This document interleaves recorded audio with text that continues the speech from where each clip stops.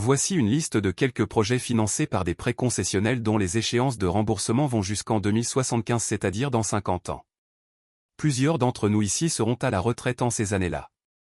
C'est la très jeune génération d'aujourd'hui, nos enfants et nos petits-enfants qui devront payer, par une étouffante pression fiscale, pour ces choix budgétaires inconsidérés, irresponsables et suicidaires. En effet, dans cette dizaine de projets exposés ici, on ne compte même pas un seul laboratoire de recherche, une usine de transformation des matières premières, une usine de fabrication de voitures, une école d'ingénieurs, c'est-à-dire un projet à forte valeur ajoutée qui puisse générer des revenus conséquents en vue de rembourser rapidement les sommes empruntées. Et pourtant, ces sommes se comptent en centaines de milliards. Et ce, pour des besoins primaires, pour de la modernisation d'administrations publiques etc. qui ne sont même pas entièrement réalisés vu que l'argent est détourné via des dépenses de services. Le comble dans tout cela est qu'aucune institution dans le pays, commission parlementaire, Cour des comptes, IGE, IGF, A+IA, etc., ne contrôle l'opportunité et l'effectivité de ces projets sur le terrain, ni la bonne utilisation des fonds. Aucune donnée fiable et tangible ne permet à l'opinion publique togolaise de se prononcer sur les résultats de ces projets de développement. C'est le vide sidéral.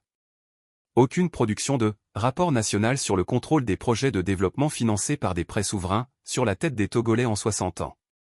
Aucune. Et pourtant, il s'accumule tout comme les centaines de milliards d'emprunts signés par les ministres de la République.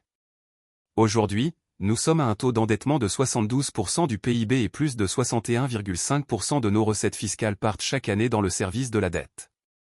L'effet d'éviction est patent. Nos impôts ne servent plus à financer les services publics mais à rembourser une dette improductive. Et cela va en s'empirant.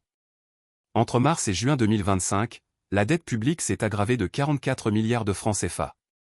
Aucun effort de rationalisation n'est fait par le régime faurien en place. Les finances publiques vont à volo.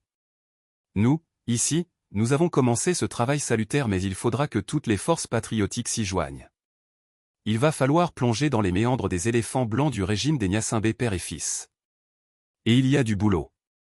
Ce ne sont là que quelques-uns des projets financés par la Banque mondiale, il y a aussi ceux du FMI, de la BAD, de la BOAD, du PNUD, de l'OMS, de l'UNICEF, de la BID, de l'AFD, France, de l'UE, de la GIZ, de la Chine, du Japon, de la Turquie, du Canada, des USA, du Brésil etc. etc.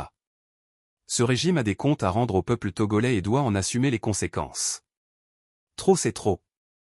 Analyse citoyenne de la gestion des finances publiques du Togo ACGFIP. Mot-clé, Faure Gnassingbé.